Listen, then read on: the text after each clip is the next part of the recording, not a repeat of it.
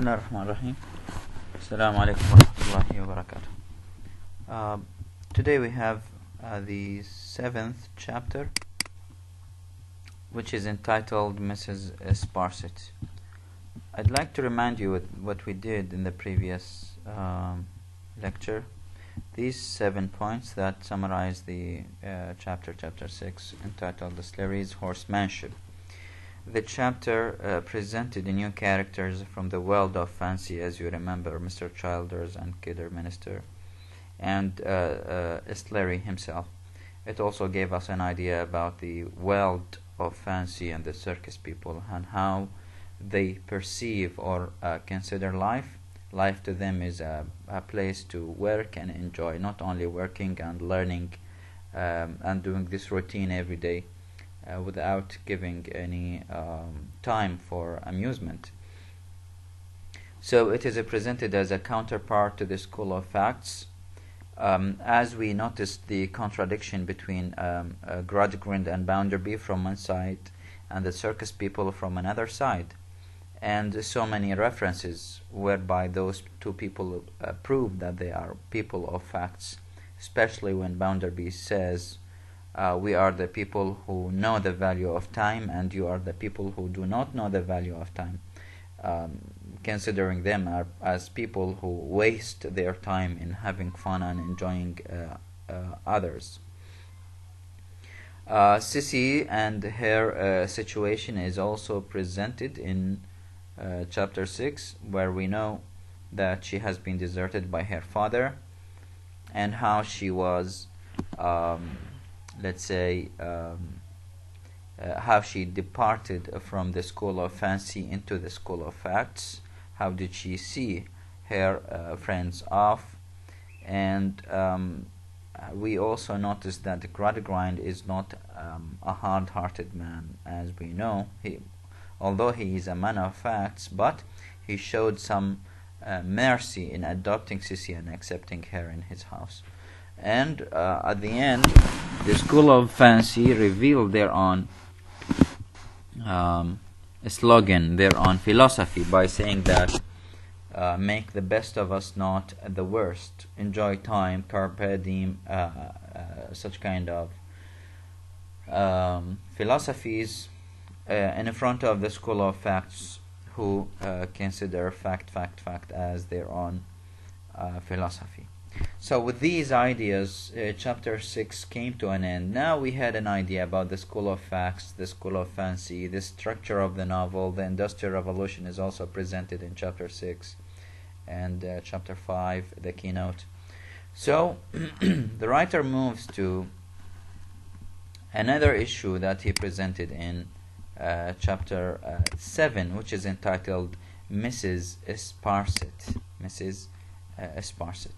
Mrs. Sparsit is another character that the writer insert in the novel at this particular time and place, allocating some pages in order to discuss an important issue we highlighted before we start the novel. As you remember, we started the novel with Dickens' priorities. He said that the Industrial Revolution is one of the important things that he is going to discuss in the novel. This is how we understood.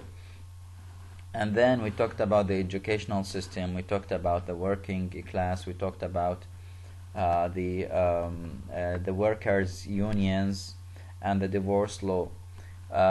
Within these items and ideas, we referred to something related to the social classes differences. As you remember, the British society at that time is structured into layers. I guess I discussed that earlier. The aristocratic people, the aristocratic class, those who own the money, the power, and authority, who are living a good life. And here they are represented with Gradgrind, Bounderby, and the others. We also have a middle class who have a kind of normal life, and we have the lower class who are the poor, the suffering, the workers who work at the mines, at the factories. They suffer because of the hard conditions of work, the circumstances are not okay, and this will be reflected later in a different chapter. But what is important here is that the differences between those social classes is reflected in this chapter, and Dickens tries to tell us that the British society needs to make a balance between these social classes. It needs to bridge the gap between social classes and remove these barriers. Like, people must live under let's say equivalent rights and duties. So he presented Mrs. Sparsit in order to criticize this particular issue. Mr. Bounderby, being a bachelor, as we know, Bounderby is a bachelor. He doesn't have a wife, he is not married. An elderly lady presided over his establishment. امرأة كبيرة في السن تسكن في المؤسسة مالته in consideration of a certain annual stipend. He pays her a wage for per year. Sparsit was this lady's name. It's her name, and she was a prominent figure in attendance on Mr. Bounderby's car or care. Mrs. Sparsit had not only seen different days, but was highly connected. She had a great aunt living in these very times called Lady Scadgers. We will see this name later also. She belongs to a family that's called the Powlers, and her aunt is Lady Scadgers, a woman who belongs to the high class. Sparsit, her husband, deceased, he died, of whom she was the relict, had been the mother's side what Mrs. Sparsit is still called a Powler. So this family is an aristocratic high-class family whom Mrs. Sparsit feels that she belongs to. She belongs to the Powlers. And she has this kind of perception that although she is poor now, she works as a servant, let's say, in Mr. Bounderby's house, although he calls her the mistress of the house, but she does not she is not convinced that she is now a poor lady. She has no money, she has no connections, her family, the elder family has died. She still considers herself as a high-born lady and a woman who belongs to the high class. So, strangers of limited information and dull apprehension were sometimes observed not to know what a Powler was, and even to appear uncertain whether it might be a business or a political party or a profession of faith. So, Scadgers is Sparsit's aunt, who belonged to the Powler, a kind of family. تعرفون المجتمعات كانت تقسم إلى عوائل، عائلة البفلان وعائلة البفلان in the British society. If you have come across this in the movies that reflect the 18th and 19th century Britain. Some discussion over Bounderby and Sparsit and how their connections are structured. We move forward to what is important. Of course, I highlighted the important things for you in this chapter. Mr. Bounderby said, Mrs. Sparsit, you are unusually slow, sir, with your breakfast this morning. Why, ma'am? Look at the kind of conversation that normally takes place between Bounderby and Mrs. Sparsit. They both call themselves with titles like Sir and Ma'am, Mr. and Lady. So they have that kind of formal relationship between them, not like an informal one. Bounderby said, Mrs. Sparsit, you are usually slow. Why, ma'am, I am thinking about Tom Gradgrind's hymn. Tom Gradgrind, or Gradgrind, for a bluff, independent manner of speaking, as if somebody. This is insignificant. The girl is now waiting to know, said Mrs. Sparsit, whether she is to go straight to the school or up to the lodge. We are talking now about Sissy, who came with Bounderby and a Gradgrind, and she must be told where to go, to the house or to the school. She must wait, ma'am, answered Bounderby, till I know myself. We shall have Tom Gradgrind down here presently, I suppose. So they are expected to have Mr. Gradgrind to come and discuss with Bounderby about the future of Sissy. It's tolerably clear to me, said Bounderby, that the little puss can get small good out of such companionship. We're talking about Sissy and her companionship to the Gradgrind family. She could learn some facts from them. Are you speaking of young Miss Gradgrind, Bounderby? Yes, ma'am, I'm speaking of Louisa. And Bounderby understands that Mrs. Sparsit means Louisa, not Sissy.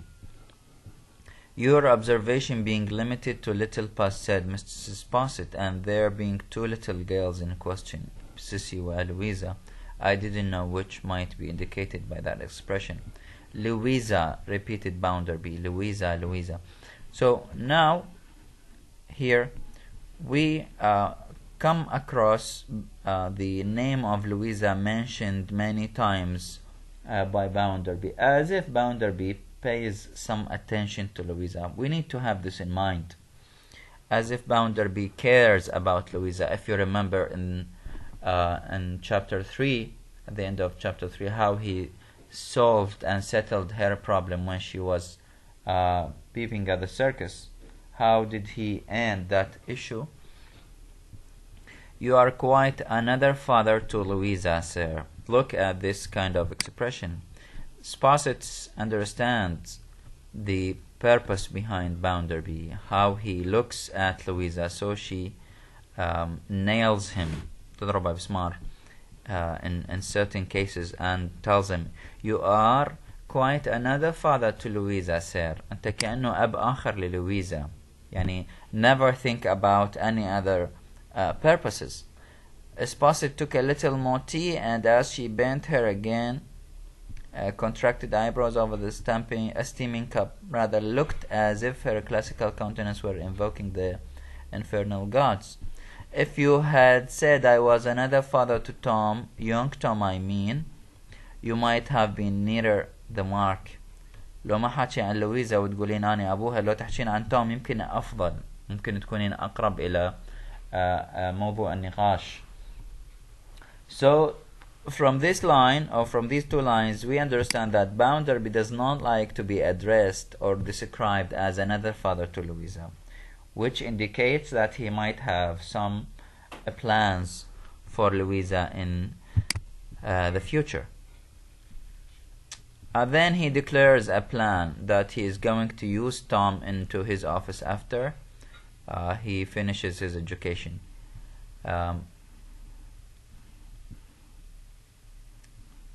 I am not going to take him at once. He is to finish his educational cramming. This kind of process of education is highlighted in terms of the School of Facts. cramming يعني حشو. عندما يكتمل الحشو الدماغ أو الرأس بالfacts. So this is the process of education that the School of Facts work with.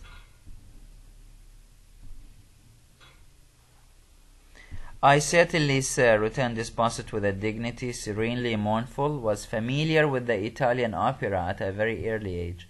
So, going to operas means that she was rich and she belonged to the high class, but of course not anymore because her husband is dead now. Egged, ma'am, so was I, said Bounderby with the wrong side of it. Also, I was familiar with the opera, but from a different side, a hard bed the pavement of its arcade used to make. كان يروح بس يقعد على الشارع pavement. I assure you, people like you, ma'am, accustomed from infancy to lie on down feathers. So now he confirms that she was a high-class lady because she used to sleep on down feathers. Have no idea how hard a paving stone is without trying it. So this idea, as I told you earlier, is confirmed every now and then. He repeats that idea that he used to suffer when he was young. Here he said, I used to sleep on the pavement, which is very hard. It's true, returned Sparsit with an affectation of humility, the very opposite of his. No danger of jostling. You were in the tip-top fashion, and all the rest of it, said Bounderby. Yes, sir, returned Sparsit with a kind of social widowhood upon her. It is unquestionably true. So they try to confirm that each one of them belongs to a high-class society. Bounderby is flattering, يمتدح Mrs. Sparsit, and showing her that she was a high-born lady. She used to go to the operas, she used to sleep on down feathers, etc. And she does the same by confirming this idea as well.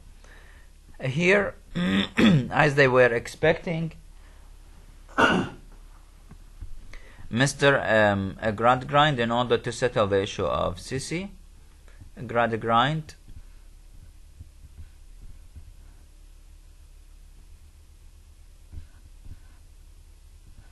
where is it?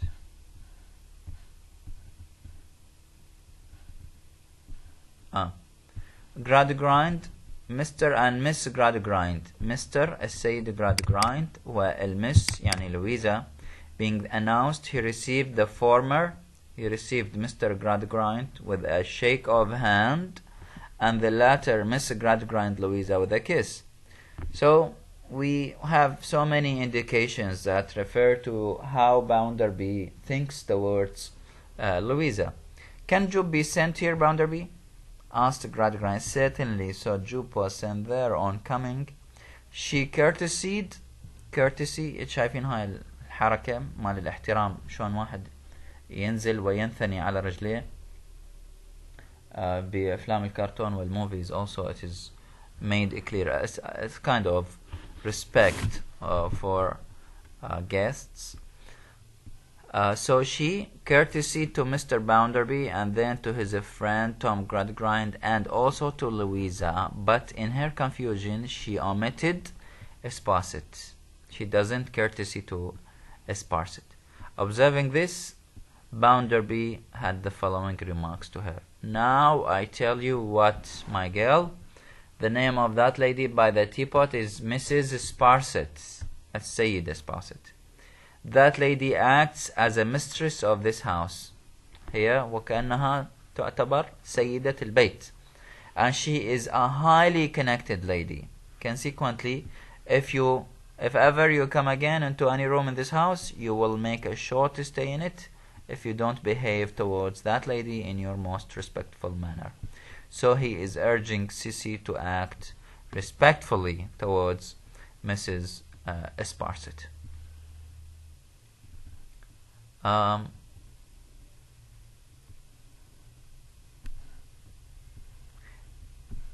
then Sparsit comments, it is not worth speaking of, yani it is something trivial not to be mentioned. The final part of the chapter, we have Sissy in the scene discussing with Mr. Gradgrind.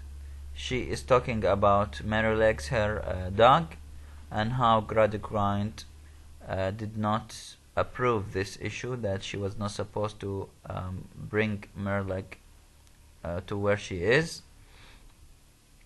And then he asked her, I understand you to have been in the habit of reading to your father. You were reading to your father, Sissy. Oh yes, sir, thousands of times. They were the happiest of all the happy times we had together, sir.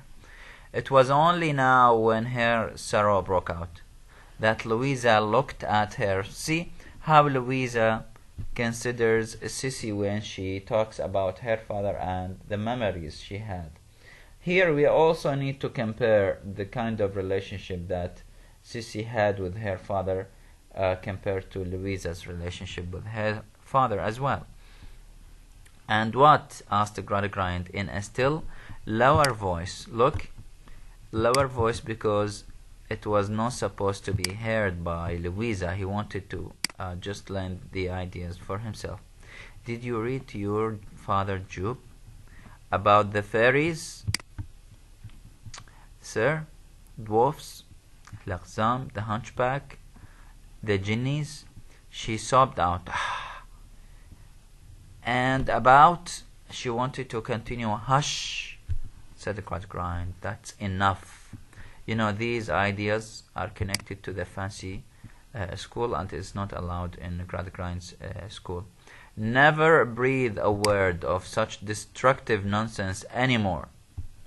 Bounderby, this is a case for rigid training, and I shall observe it with interest. Well, I have given you my opinion already, and I should not do as you do, but very well, since you are bent upon it, very well. So these issues are represented in chapter 7.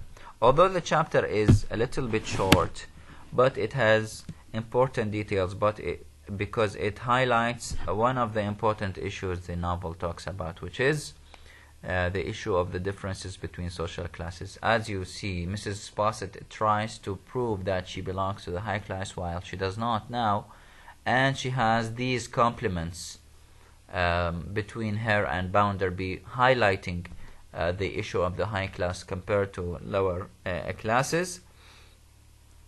Also, we had some reference to Bounderby's plan to employ Tom, and references to how he considers Louisa and how he tries to be closer to her, foreshadowing some kind of act or movement in the future towards Louisa. And finally, the chapter is concluded with Sissy and how she talks about her father. The kind of relationship they had is portrayed here, and we need to compare it in our minds with the kind of relationship with Louisa and Gradgrind. These are the main points we had in chapter 7. Thank you.